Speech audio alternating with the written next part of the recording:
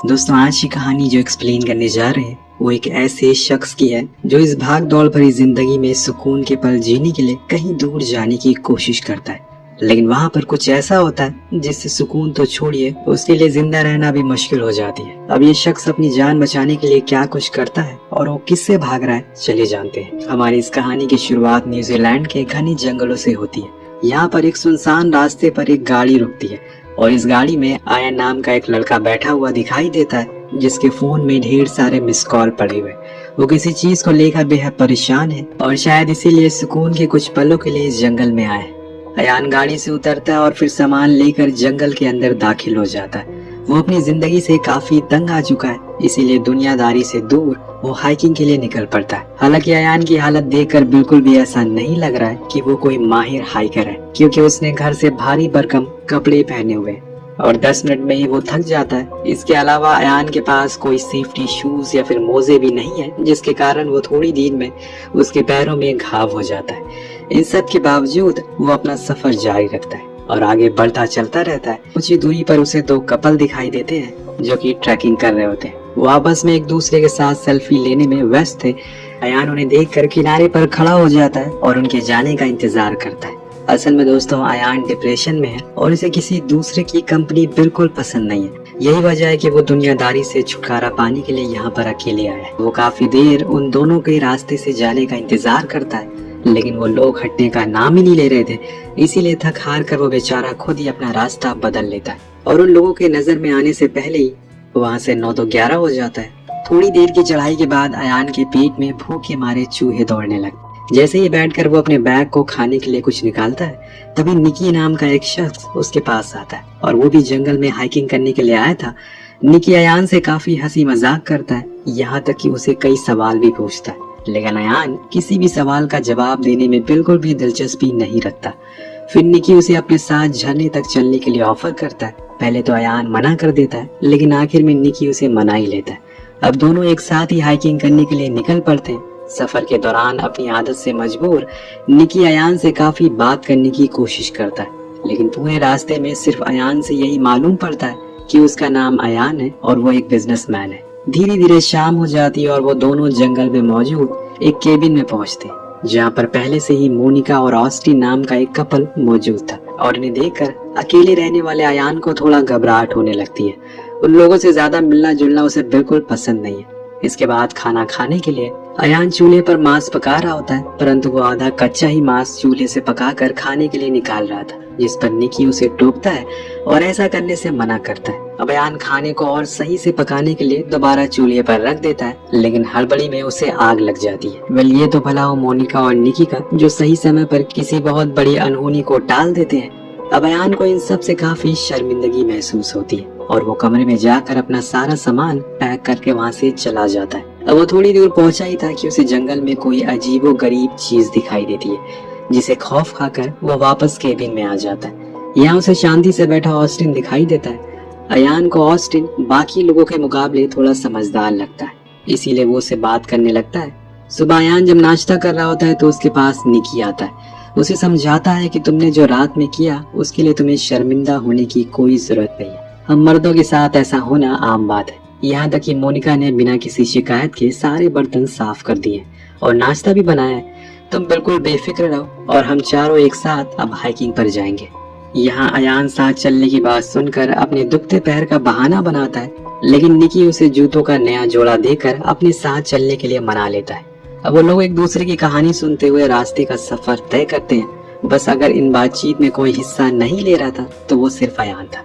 वो लोग जब खाना खाने के लिए एक साथ बैठते हैं तो ऑस्टिन बताता है कि पिछली रात उसने एक जानवर को मरा हुआ देखा।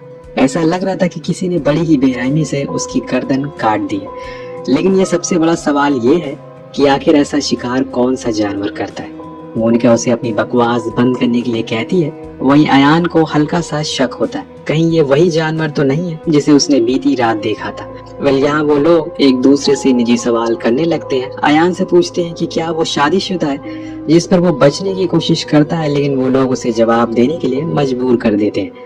फिर वो उन्हें बताता है कि हाँ, उसकी पत्नी थी। दोनों एक दूसरे से बहुत प्यार करते थे, लेकिन अब उनके बीच कुछ खास नहीं रहा और वो अलग हो चुके हैं। इससे पहले कि वो लोग मिलकर अयान से कोई दूसरा सवाल करते, वो पहले ही टॉयलेट के बहाने वहाँ से उठकर चला जाता है। यहाँ पर अयान को पेड़ पर एक अजीब सी खरोच नजर आती है और खून के कुछ धब्बे भी लगे हुए दिखते हैं, जिसे देखकर वो डर जाता, लेकिन अपने दोस्तों से कुछ नहीं कहता और फिर सभी वापस आगे हाइकिंग के लिए निकल जाते। रास्ते में उसे ऐसा महसूस हो रहा था कि कोई उसका पीछा कर रहा है, यहाँ तक कि उसे किसी की परछाई भी नजर आती है, जिससे परेशान होकर वो अपने बाकी साथियों को भी ये बताता है। अब हर कोई उस तरफ एक नजर डालता है, लेकिन किसी को कोई भी कुछ दिखाई नहीं दे रहा था। हालांकि अयान की इन हरकतों से उन्हें ये समझ में आता है कि वाकई ये इंसान जरूर अपनी जिंदगी में बहुत परेशान है। फिर भी उसे बुरा ना लगे, इसीलिए सब लोग उसकी हाँ में हाँ मिला देते हैं और कहते हैं शायद कोई जंगली जानवर हो या फिर किसी की बकरी जंगल में खो गई हो। अब इसके बाद वो लोग आगे चलते हैं और थोड़ी ही दूर के बाद उन्हें एक नया केबिन दिखाई देता है। इस केबिन में कोई नहीं था सिवाय कुछ बैग के। अयान को किसी अनजान के बैग देखकर कुछ गड़बड़ महसूस होती है, लेकिन बाकी के लोग को इससे घंटा फर्क नहीं पड़ता। वो तो अपनी रातों को रंगीन करने में लगे हुए थे, सभी पार्टी कर रहे थे। इस पार्टी में अयान बिल्कुल भी शामिल नहीं था, जिसकी वजह से रात में निकी उसके पास आता है और उसे पूछता है कि तुम इतना परेशान क्यों हो, तुम्हें क्या हुआ है, क्या कोई बात तुम्हें परेशान कर रही है।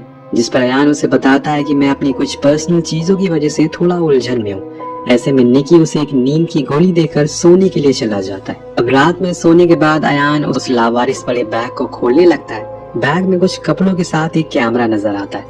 जब वो कैमरे को खोलता है तो उसमें 2 लड़कियों की फोटो दिखती है। ये लड़कियां जंगल में आराम से हाइकिंग कर रही होती हैं। वहीं उसे कैमरे में एक और शख्स की फोटो नजर आती है जो कि बड़ी धुंधली होती है। जब वो उस फोटो को थोड़ा जूम करता है तो उसकी आंखें फटी की फटी रह जाती है, क्योंकि वो कोई और नहीं बल्कि निकी था।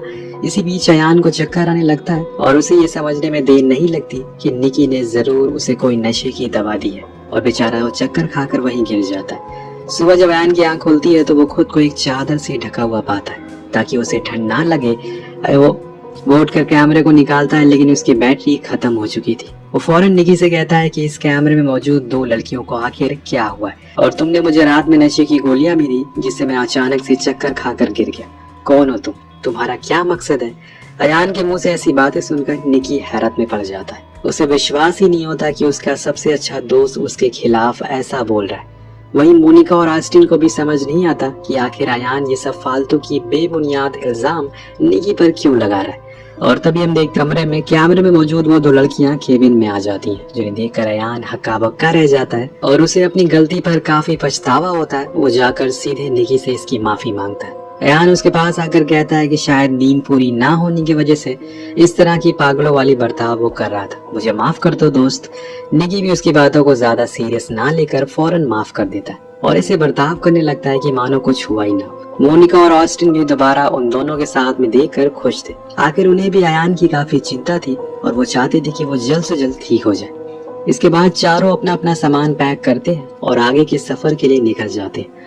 थोड़ी ही दूर में उन्हें एक ऐसा मोड़ दिखाई देता है जहाँ पर 2 रास्ते थे। एक रास्ता झरने की तरफ जाता है तो दूसरा जंगल की गहराई की तरफ।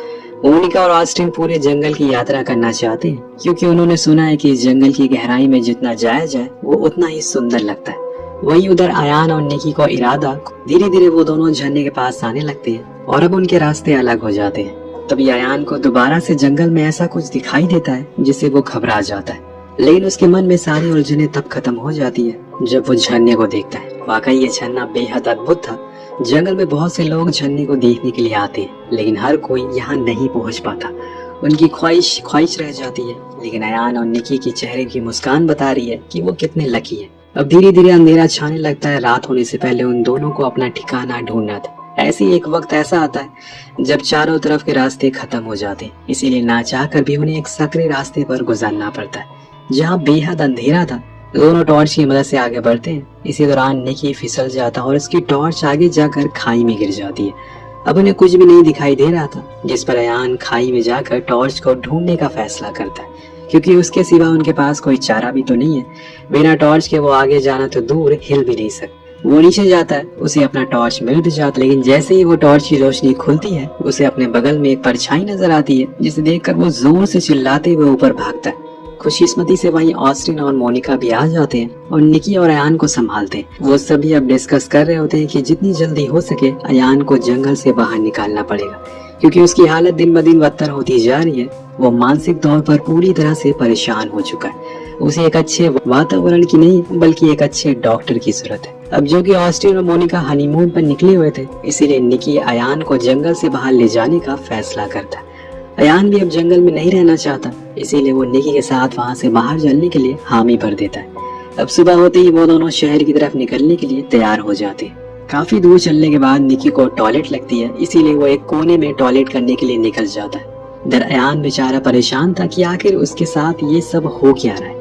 वो तो जंगल में सुकून के पल बिताने के लिए आया था, लेकिन यहाँ तो वो और भी ज्यादा मुश्किल में पड़ चुका है। अयान को ये सोचते हुए काफी टाइम हो जाता है, लेकिन अभी तक निकी टॉयलेट करके वापस नहीं आता। वो उसे आवाज देता है, लेकिन उधर से कोई रिप्लाई नहीं आता, जिससे उसे कुछ गड़बड़ महसूस होती है। वो उसी दिशा की तरफ निकी को ढूंढने के लिए निकल जाता है और कुछ दूरी पर उसे एक ऐसा मंजर दिखाई देता है जिसे देखकर बेचारे की सिट्टी मिट्टी गुल हो जाती है। वो निकी को वहाँ पर मरा हुआ दिखाई देता है। अयान जोर से चिल्लाते हुए भागता है और उसे आगे मोनिका और ऑस्टिन भी दिखाई देते हैं। वो इतना डरा हुआ था कि उन्हें ये बताने की कोशिश कर रहा था कि आखिर निकी को किसी ने मार दिया, लेकिन उस कपल को लगता है कि निकी को अयान नहीं मारा है क्योंकि वो पागल हो चुका है। ऐसे में ऑस्टिन अपनी चाकू निकाल कर अयान को उनसे दूर रहने के लिए कहता है। बेचारा अयान, जिसे इस समय सबसे ज्यादा उनके साथ की जरूरत थी, वो पूरी तरीके से अकेला पड़ चुका था। उसे समझ ही नहीं आ रहा था कि वो क्या करे, इसीलिए वापस वो उनसे दूर चला जाता है। इधर कुछ दूरी चलने के बाद जब ऑस्टिन और मोनिका रेस्ट कर रहे होते हैं, तभी अचानक से मोनिका को कोई ऊपर की तरफ खींच लेता है। लेकिन मोनिका कहाँ गई ये ऑस्टिन की समझ से बाहर था, क्योंकि ना वो जमीन पर थी ना ही आसमान में। ऑस्टिन उसे ढूंढने के लिए जंगल के कोने कोना छान मारता है, लेकिन वो उसे कहीं मिलती ही नहीं। फिर एक रास्ता आता है जो ऑस्टिन के लिए नर्क से भी ज्यादा बदतर था, क्योंकि रास्ते के हर किनारे पर उसे मोनिका के कटे हुए टुकड़े मिल रहे थे, जिन्हें देखकर ऑस्टिन की आंखों से आंसू रुक ही नहीं रहे थे। अयान भी वहां था, जिसे देखकर ऑस्टिन का गुस्सा सातवें आसमान में पहुंच जाता है। ऐसा लगता है कि अयान ने उसकी पत्नी को मारा है। वो अयान पर ही हमला करने लगता है। अब दोनों में झड़प शुरू हो जाती है। अयान भी अपनी जान बचाने के लिए, इतने में अचानक से ऑस्टिन का पैर एक शिकारी के जाल में फंस जाता है और वो वहीं अपना पैर पकड़कर बैठ जाता है। इसी बीच वहाँ पर एक डायनासोर से दिखने वाला विचित्र जानवर आता है, जो आज के समय के जानवरों से बेहद अलग था। वो दोनों उसे देखकर शांति से अपनी जगह पर खड़े हो जाते। वो जानवर मोनिका की कटी हुई लाश को घसीटते हुए अपने साथ जंगल में कहीं गायब हो जाता है। आयन ऑस्टिन को उस जाल से छुड़ाकर बाहर लाता है। अब ऑस्टिन को यकीन हो जाता है कि वो सही कह रहा था, वाकई इस जंगल में कोई विचित्र चीज मौजूद है जिसे हम लोगों ने नजरअंदाज किया। दोनों पुराने बड़े केबिन में जाते हैं और उसके दरवाजे बंद कर देते हैं ताकि ये जानवर अंदर ना आ सके। लेकिन रात में वो जानवर फिर से केबिन में दस्तक देता है और अयान की तमाम कोशिशों के बाद भी ऑस्टिन के मुंह पर अपनी चोंच से छेद करके उसे मौत की नींद सुला देता है।